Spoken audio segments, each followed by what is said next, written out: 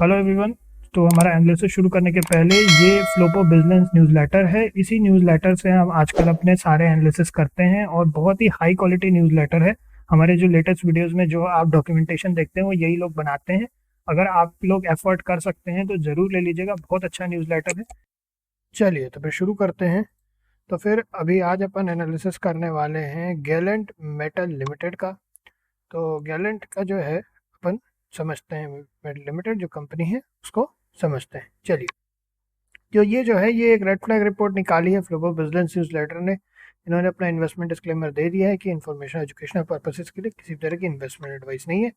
कोई भी इन्वेस्टमेंट करने के पहले न सारा अपना खुद की रिसर्च और किसी फाइनेंशियल एडवाइजर से भी आप लोग बात कर सकते हैं। ठीक, चलिए समझते हैं।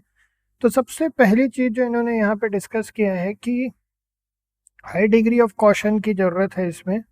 जो सबसे पहला इनका वैल्यूएशन कंसर्न है, जो कि प्रीमियम वैल्यूएशन है। ये कह रहे हैं तो stock appears to trade significantly premium. Premium मतलब बेसिकली जितनी उसकी प्राइस होनी चाहिए उससे ज़्यादा पे भी ट्रेड कर रहा है। तो जैसे कि industry counter part, average industry counter part की बात करें तो इंडस्ट्री एवरेज क्या है, प्राइस टू अर्निंग रेशियो और प्राइस टू बुक रेशियो के बारे में इन्होंने बताया है। तो हाई वैल्यूएशन बताया है इन्होंने। उसके बाद फिर हिस्टोरिकल वैल्यूएशन शिफ्ट। तो जो करंट वैल्यूएशन लेवल है वो सब्सटेंशियली हायर है, जबकि कंपनी की ओन हिस्टोरिकल एवरेज और उसके पास सेवरल ईयर्स के एवरेज के से बेसिकली ज़्यादा है। तो देखिए, substantially higher than the company's own historical average over past several years. फिर उसके बाद फिर शार्प री रेटिंग वारंट्स। जो एक्स्ट्रा स्क्रूटनी है वो है as any disappointment in earning or growth could lead to rapid और सीवियर करेक्शन। समझ रहे हैं? कहने का मतलब ये है कि जो किसी भी तरह का, अगर आप लोग किसी भी तरह की री रेटिंग होती है तो उससे जो स्क्रूटनी होगी उससे कंपनी का जो स्टॉक है वो काफ़ी गिरने के चांसेस है। फिर है price volatility and market sentiment. तो क्या बता रहा है ये कि वॉलेटाइल शेयर मूवमेंट है। तो इसको भी अपन समझेंगे चार्ट पे जाकर के कि क्या है क्या नहीं है, सब्सटेंशियल स्विंग्स वगैरह हैं। तो स्विंगिंग इन्वेस्टर सेंटिमेंट, तो यही चीज़ इन्होंने बताया कि इन्वेस्टर सेंटिमेंट भी जो है वो डिटेरियोरेट हुए हैं rapidly following to certain news events. अब कॉर्पोरेट गवर्नेंस और ओनरशिप स्ट्रक्चर की बात करें तो lower independent director representation. Reports indicate less than half of the company's board of directors are independent. Lower ratio of independent directors can weaken corporate oversight and increase the risk of decisions favoring promoter interest over minority shareholder interest. फिर high promoter holding. Promoter और promoter group की holding large है। while not a red flag itself, a high promoter say especially when combined with lower independent representation can further concentrate decision making power. Concentrate, अब समझिए क्या है can further concentrate decision making power. मतलब जो promoters हैं उन्होंने अपने हाथ में बहुत ज़्यादा पावर रखा हुआ है डिसीजन लेने का। तो इससे क्या होता है, कई बार जिसे हम कहते हैं कि हमें वो बेसिकली बहुत ज़्यादा ओपन नहीं होते नए आइडियाज़ के लिए। ठीक है, इसको आगे चल करके अपन समझेंगे। बेसिकली ये कह रहे हैं कि लार्ज टोटल शेयर होल्डिंग है, जो कि अच्छी बात है एक तरीके से, लेकिन combine with lower independent director representation भी कम है। अब इसके बाद dividend waiver by promoters. In last year promoter group have reported waived their right to receive dividend and to retain funds on ongoing expansion, while presented as a positive for internal accruals, unusual corporate action है। अब समझते हैं इस चीज़ को कि वो कह रहे हैं कि प्रमोटर्स ने डिविडेंड लेने से मना कर दिया है। तो ये बताया जा रहा है कि अच्छा मूव की तरह बताया जा रहा है कि पैसा को जो है वो डेवलपमेंट के लिए यूज़ करेंगे, कंपनी ग्रोथ के लिए। It is unusual corporate action that can sometimes be precursor to other related party transaction और financial decision those need close monitoring।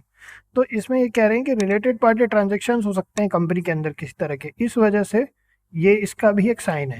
अब इसको समझते हैं इंडस्ट्री एंड ऑपरेशनल रिस्क को। बाय द वे, ये अगर आपको थोड़ा सा अपने से भी पढ़ना हो तो आप इनका सब्सक्रिप्शन ले लीजिएगा, बहुत अच्छा न्यूज़लेटर है और एफर्ट कर सकते हैं। शायद 2200 रुपये का सालाना का कुछ है। अच्छा न्यूज़लेटर है, बहुत सारे बेहतर, मतलब इस बहुत सारे न्यूज़लेटर्स और बहुत सारे न्यूज़पेपर से हमको बेटर लगता है। चलिए, अब इंडस्ट्री एंड ऑपरेशनल रिस्क में कमोडिटी प्राइस एक्सपोजर है। तो स्टील इंडस्ट्री क्या है, हाईली सिक्लिकल होती है। ये स्टील इंडस्ट्री में है ये कंपनी। तो कंपनी मार्जिन है expose extreme volatility and prices raw material and, तो ये चीज़ है। तो कमोडिटी प्राइस एक्सपोजर है इसका। तो the lack of full backward integration means the company has less control over inputs and make profitability. ठीक, तो ये चीज़ समझ गए हैं हम कि रॉ मटेरियल वगैरह की प्राइस डायरेक्टली इफेक्ट करेगी ही। फिर कमोडिटाइज्ड प्रोडक्ट, तो कंपनी के जो प्रोडक्ट पोर्टफोलियो है लोअर वैल्यू एडेड सेगमेंट में, टीएमटी बार्स वगैरह में, जो कि उनके पीयर्स के मुकाबले जो है थोड़ा कम है। अब which means that the products are more commoditized, limiting the pricing power जो है वो कम हो गया है, यानी बोलना चाहिए लो मार्जिन हैं वो गिर जाएंगी इस कारण। तो makes the company more susceptible to swings in general steel prices. तो जो प्राइस स्विंग है वो ज़्यादा इफेक्ट करेगा इस कंपनी को। अब एक बार फिर इन्होंने ये 3 मेजर चीज़ें जो इनके हिसाब से हैं, तो risk of valuation concern, corporate governance shadow, और उसके बाद में सिक्लिकल एंड ऑपरेशनल हेडविंड्स। तो ये 3 चीज़ें इन्होंने कहा है। तो basically cautious investor wait either reasonable, तो इन्होंने कॉशन से डील करने के लिए कहा है। अब अगर अपन इधर आकर के देखें एक बार इनके प्रॉफिट्स वगैरह देखते हैं, तो यहाँ अपन देख सकते हैं 89 करोड़ का है, उसके पहले 170 करोड़, तो हर क्वार्टर इनका प्रॉफिटेबल है ऑल। अगर अपन ऑपरेशनल प्रॉफिट की बात करें तो कंपनी का ऑपरेटिंग प्रॉफिट भी अच्छा हो रहा है, तो 493 करोड़, उसके पहले 481 करोड़, फिर 225 करोड़, फिर इस तरीके से ग्रेजुअल ग्रोथ भी है। और 22 के बाद 23 में थोड़ा सा कम हुआ, उसके बाद से लगातार जो है 401 करोड़, ये टीटीएम है। इसके पहले मार्च 2025 का देखें तो अपन यहाँ पे 401 करोड़। और डिविडेंड पे आउट की बात करें तो 11% और 8% का लास्ट डिविडेंड इन्होंने पे आउट किया है, ठीक। अब अगर अपन कैश फ्लो की बात करें तो नेट पॉजिटिव कैश फ्लो है इनका 5 करोड़ का। हाईएस्ट ऑपरेटिंग एक्टिविटी से पॉजिटिव कैश फ्लो आ रहा है 579 करोड़, जो कि अच्छी बात है। और अब अगर अपन शेयर होल्डिंग पैटर्न की बात करें, जिसको अभी अभी अपन ने स्टडी किया, 68.93% की अच्छी खासी होल्डिंग प्रोमोटर्स के पास है। एफआईएस की होल्डिंग है 0.19% की, 0.06% की डीआईएस की होल्डिंग है, और पब्लिक होल्डिंग है 30.81% की, ठीक।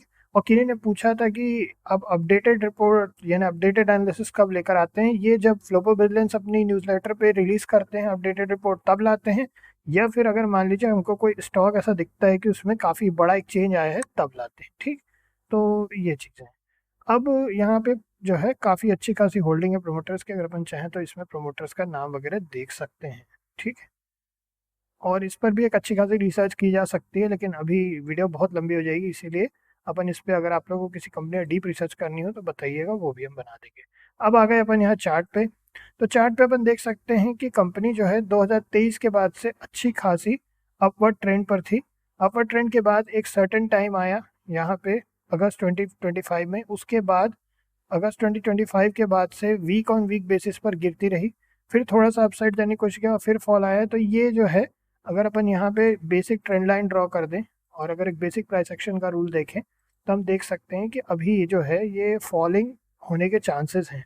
अभी कहाँ तक फॉल होगा इसका अभी कोई आइडिया नहीं है।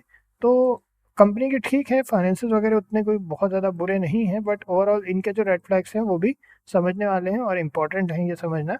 तो हम भी जैसा इन्होंने आखिरी में लिखा है यहाँ पे कि जो कॉशियस इन्वेस्टर है वो थोड़ा वेट करेगा रीजनेबल वैल्यूएशन का, तो हम भी इसमें रीजनेबल वैल्यूएशन का ही वेट करेंगे। तो रीजनेबल वैल्यूएशन की बात करें तो अभी कंपनी जो है डाउनवर्ड ट्रेंड पर है।